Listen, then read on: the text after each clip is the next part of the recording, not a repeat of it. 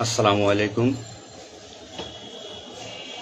আমি আজকে আপনাদের সামনে কিছু গুরুত্বপূর্ণ কথা এবং যারা আছেন আমি সকলের উদ্দেশ্যে কিছু কথা বলার জন্য আসছি, সমগ্র দেশের মানুষের সামনে কিছু কথা বলার জন্য আসছি। যারা আজকে এই নতুন স্বাধীনতা যারা অর্জন করেছে, যে সমস্ত ছাত্ররা মারা গেছে, সাধারণ মানুষ মারা গেছে, সর্বস্তরের জনগণ যারা মারা গেছে, আমি তাদের প্রতি সমবেদনা এবং দুঃখ প্রকাশ করছি। এবং আমার যারা পুলিশে যারা মারা গেছেন যে সমস্ত ভাইয়েরা, তাদের প্রতি আমার সমবেদনা, তাদের পরিবারের জন্য আমার সমবেদনা।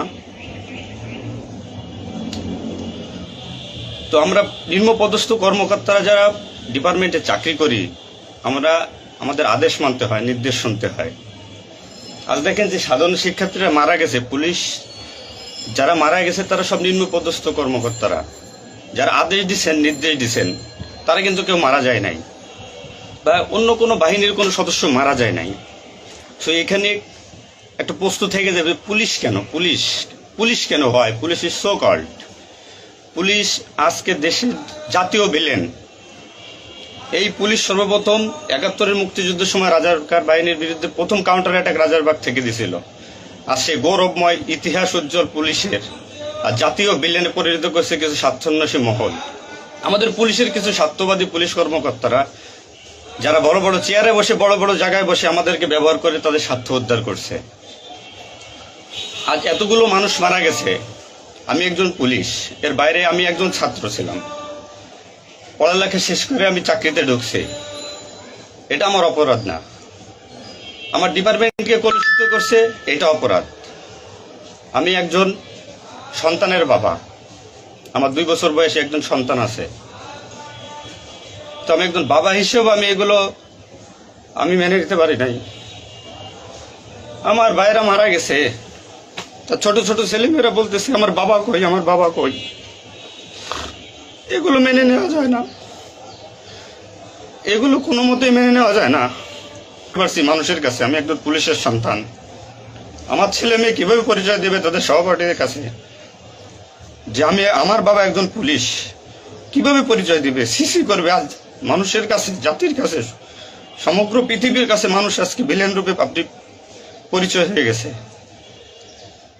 এই মানুষগুলো প্রাণ ভয়ে লুকাচ্ছে কিসের জন্য?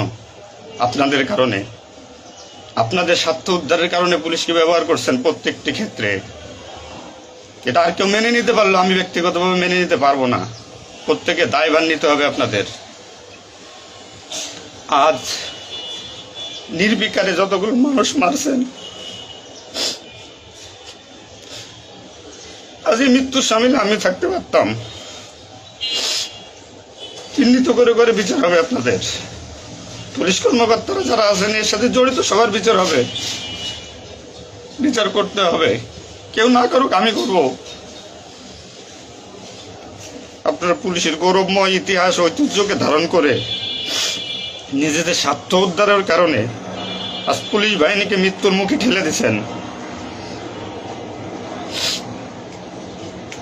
তাদের কথা একবার চিন্তা করেননি। আপনি নির্দেশ দিচ্ছেন, নয়তো এই পুলিশ, এই সাধারণ পুলিশ, আমরা যারা আছি, আমরা কখনো এদের গায়ে বুলেট চালাইতাম না, কখনোই আমরা গুলি ছড়তাম না আমাদের ভাইদের উপরে। ডিপার্টমেন্টের ম্যাক্সিমাম 80% পুলিশ এখন পড়াশোনার সাথে জড়িত। এভরি ওয়াল, সবাই পড়াশোনার সাথে জড়িত, সবাই ছাত্র। আপনারা আপনাদের ব্যক্তিগত রক্ষার কারণে কই, আপনারা এখন কোথায় আছেন? আপনারা একজন বড় বড় অফিসাররা কোথায় আছেন? বেরোয় আসেন, নামেন পুলিশের সামনে, পুলিশকে সিকিউরিটি দেন, দেশের মানুষকে সিকিউরিটি দেন। আপনাদের হাতে পুলিশ বাহিনী ক্ষতিগ্রস্ত, বিপর্যস্ত, বৈষম্য সৃষ্টি করছেন আপনারা। আপনারা প্রতিটা ক্ষেত্রে পুলিশের সাথে পুলিশের বৈষম্য সৃষ্টি করে দিয়ে গেছেন। যে যার মন গড়া কথা দিয়ে এটাই আইন, এটাই নিয়ম, এটাই শিখাইছেন পুলিশ ডিপার্টমেন্টকে। এগুলো হবে না। আপনারা যেখানে যান না কেন পালাইয়ে, যেখান থেকে পলায় যান, এই পুলিশ আপনাকে খুঁজে বের করবে। এই মৃত্যুর দায়ভার আপনার নিতে হবে। সত্য কথা বলাতে অনেক পুলিশের চাকরি খেয়ে নিয়েছেন আপনারা। আপনারা সুযোগ পেয়ে স্বার্থের কারণে অনেক পুলিশকে বলে পুলিশ ডিপার্টমেন্ট থেকে বিতাড়িত করছেন। তাদেরকেও পুলিশ ডিপার্টমেন্টের প্রয়োজন। আপনাদের স্বার্থের শিকার তারা, আপনাদের স্বার্থের বলি তারা। অনেক পুলিশ ভাইরা, সাধারণ পুলিশ ভাইরা যাদের চাকরি থেকে বিচ্যুত করছেন, অবিলম্বে তাদেরকে চাকরিতে আনবেন আপনারা, এটা আমার অনুরোধ। আজ দেশে কি মুহূর্তে পুলিশ কোন সিচুয়েশনে ঠেলে দিয়ে গেছেন। নিশ্চিত মৃত্যু, পুলিশ মানুষ নির্মমভাবে পিটাই পিটাই মারতেছে। এর দায়ভার আপনাদের নিতে হবে। প্রত্যেক পুলিশ পরিবারের যে আক্রোশ, যে কষ্ট, এগুলো দায়ভার আপনাদের নিতে হবে। সাধারণ মানুষ আপনাদের ক্ষমা করবেন। আপনারা সবাই চিহ্নিত, আপনারা সবাই এই বাংলাদেশের দুর্নীতিবাজ পুলিশ অফিসারদের আপনারা সবাই চিনেন, আপনারা সবাই তাদের চিনেন। এদের বিচার আপনাদের করতে হবে। এই বিচার চাই আমরা, সাধারণ জনগণের হত্যার বিচার চাই, পুলিশ হত্যার বিচার চাই। পুলিশ হত্যার বিচার না হওয়া পর্যন্ত আমি ডিউটিতে যাব না, আমি আমার কর্মস্থলে যাব না। অনেক পুলিশ সদস্য এখন পর্যন্ত নিখোঁজ। আমার সহপাঠী ভাইরা মারা গেছে, আমার পরিচিত ভাইরা মারা গেছে। তাদের সন্তান হাউমাউ করে চিল্লাইতেছে, আমার বাবা কই? এর জবাব কি কে দেবে? জবাব দেওয়া লাগবে। এতগুলো মায়ের কোল ফাঁকা করছেন, পুলিশ জীবন হারাইছে, গর্ভবতী মহিলা পুলিশকে পর্যন্ত মেরে ফেলছে।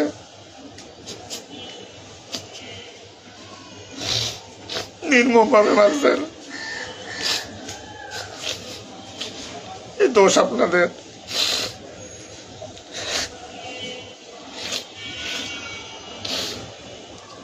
চাকরির ভয় নাই, চাকরি যায় যাক, ভিক্ষা করে খাবো, নির্যাতনার মানব না। কি করছেন পুলিশ ডিপার্টমেন্টের জন্য আপনারা? কত পুলিশ মারা গেছে তার তো ঠিক নাই। বিচার হবে, বিচার আমি করবো, কেন করবো?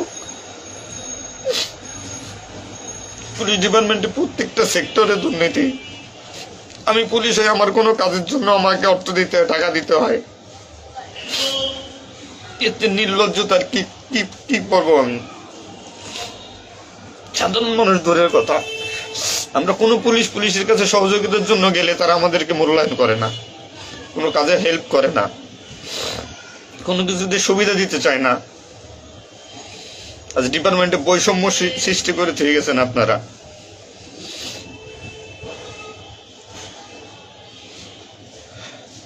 এত কিছুর দরকার হয় কেন আপনাদের? আজ আপনারা কেউ মারা যাননি, সবাই নির্দেশ দিয়ে যার যার মতো সুযোগ মতো পালাইছেন, সুযোগ মতো চুপচাপ করে বসে আছেন। পুলিশ ডিপার্টমেন্টের অনেকে আছে যারা এর সাথে জড়িত না, সরাসরি গুলি করতে চায় নাই, বাধ্য করছেন, নির্মম মৃত্যুর দিকে ঠেলে দিয়েছেন এদেরকে। কোনো কিছুই মনে করেন আপনারা। তো নতুন দিনের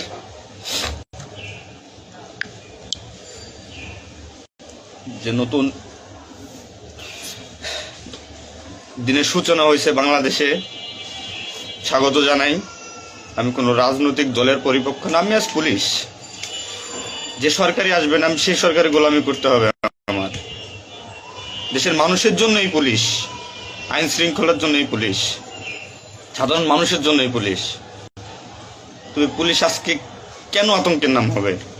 পুলিশ মানুষ থেকে আজ কেন দূরে থাকবে? দিন শেষে পুলিশ মানুষ, পুলিশ কারো স্বামী, কারো বাবা, এটা চিন্তা করবেন। ডিপার্টমেন্টের যে সমস্ত অসাধু কর্মকর্তারা আছেন প্রত্যেকটা সেক্টরে শিক্ষা নেন। বিশেষ করে যারা আসছেন ঊর্ধ্বতন কর্মকর্তারা শিক্ষা নেন। আজ আপনাদের স্বার্থের কারণে, আপনাদের কারণে আজ ডিপার্টমেন্টের এই অবস্থা। তছনছ হয়ে গেছে পুলিশ ডিপার্টমেন্ট। কথা বলার মতো কোনো ওয়ে নাই, কথা বলতে পারতেছি না। আমি তো বেঁচে আছি, তারা মারা গেছে কি নির্মম ভাবে মারা গেছে। মেরে ফেলছেন আপনারা। তো আমি শুধু পুলিশ বাহিনীরা যারা আক্রান্ত করছেন, আপনাদের বিচার করব, আপনাদের বিচার হবে, সবকিছু দায়ভার আপনাদের। ঘুমাইতে পারি না এই কয়দিনে, ভয়তে, চিন্তায়। মারা যাওয়া পুলিশের ছেলেমেয়েরাও চিৎকার করে বলতেছে আমার বাবা কই। সহ্য করার মতো না, মানুষ হিসেবে সহ্য করার মতো না। তো পরিশেষে একটা কথা বলবো, আমার যারা ডিপার্টমেন্টে আছেন, চাকরি করতেছেন করেন, সমস্যা নাই, চাকরি ছাড়ারও দরকার নাই। শুধু বিবেকের কাছে একটু প্রশ্ন করেন যে এরা কিভাবে আমাদের ব্যবহার করছে ডিপার্টমেন্টে। যে সরকারি আসুক, আপনাদের কাছে অনুরোধ, যে আসুক ভাই, দেশে সরকার নাই আসুক, পুলিশ থাকুক আর না থাকুক, তাতে কিচ্ছু আসা যায় না। তো আমার একটা দাবি, একজন পুলিশ হিসেবে, একজন পুলিশের সন্তান হিসেবে, ডিপার্টমেন্টের ঐতিহ্য যারা নষ্ট করছেন, এই পুলিশের সুনাম যারা নষ্ট করছেন, এদের বিচার চাই আমি, 100% বিচার চাই। পুলিশকে যারা মুখোমুখি করে যে সন্ত্রাসী বানাইছেন, নির্বিকারে পুলিশ মারাইছেন, এই নির্দেশদাতাদের বিচার চাই আমি।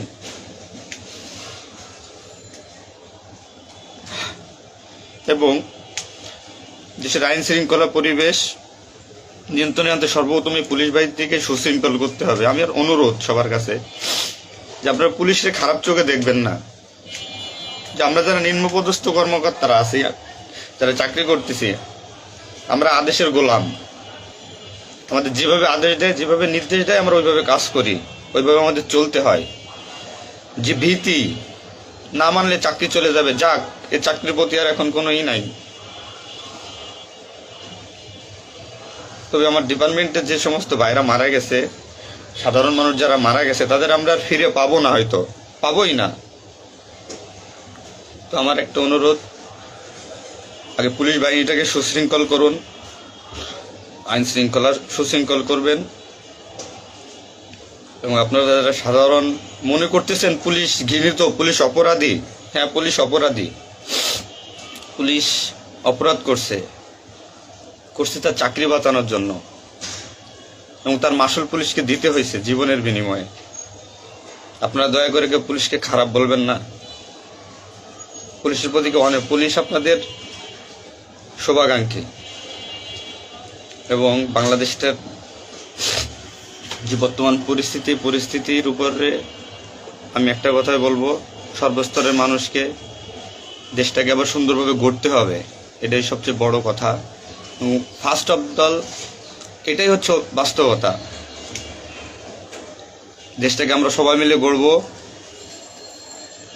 এবং পুলিশ বাহিনীর আপনারা যারা পুলিশে আছেন, আপনারা সুশৃঙ্খল হন, মানুষের প্রতি আনুগত্য হন এবং শিক্ষা নেন। এত বড় একটা স্বাধীনতা না হইলে এটা মানুষ কখনো বুঝতো না, বা আমরা পুলিশরা বুঝতাম না যে আমাদের অর্জন কি, আমাদের মানুষের আস্থা কি আমাদের উপরে, বা আমাদের কি করা উচিত। আপনার সবার কাছে অনুরোধ থাকবে, আমার পুলিশ ডিপার্টমেন্টের প্রত্যেকটা সেক্টরের বন্ধু বান্ধব, সিনিয়র জুনিয়র যারা আছেন, আপনারা শিক্ষা নেন, নতুনভাবে পুলিশ ডিপার্টমেন্টটাকে গড়েন, মানসিকতা চেঞ্জ করেন। এবং পুলিশ ডিপার্টমেন্টে যারা আপনাকে ব্যবহার করবে, যারা স্বার্থের জন্য ব্যবহার করবে, তাদের সরাসরি ধরিয়ে দেন, সরাসরি ধরিয়ে দিবেন। পুলিশের প্রত্যেকটা সেক্টরে দুর্নীতি, এই দুর্নীতিবাজদের ধরিয়ে দেন। এদের ধরায় না দিতে পারলে পুলিশ ডিপার্টমেন্ট কোনোদিন শুদ্ধ হবে না। আর দিনের পর দিন এরা মনে করেন আমাদের সাথে বৈষম্যমূলক সৃষ্টি করে এদের নিজেদের স্বার্থ হাসিল করবে। তো সবার কাছে আমার একটা অনুরোধ, আপনারা সবাই ভালো থাকবেন আর আমাদের পুলিশের জন্য দোয়া করবেন, যাতে আমরা একটা সুশৃঙ্খল বাহিনী হিসেবে রিইউনিয়ন পুনরায় পুলিশ ডিপার্টমেন্টটাকে আবার গড়ব, এই শিক্ষা থেকে শিক্ষা নিয়ে যে পুলিশ কখনো মানুষের দুশ্মন নয়, পুলিশ মানুষের শত্রু নয়, পুলিশ মানুষের বন্ধু, জনগণের বন্ধু। এটা আমরা প্রমাণ করব। এই মানসিকতা নিয়ে তৈরি হন আগামী দিনের নতুন পুলিশ বাহিনী গড়ার জন্য। সবাই সবার নিজের প্রতি খেয়াল রাখবেন, ফ্যামিলির প্রতি খেয়াল রাখবেন, আমার জন্য দোয়া করবেন। আসসালামু আলাইকুম।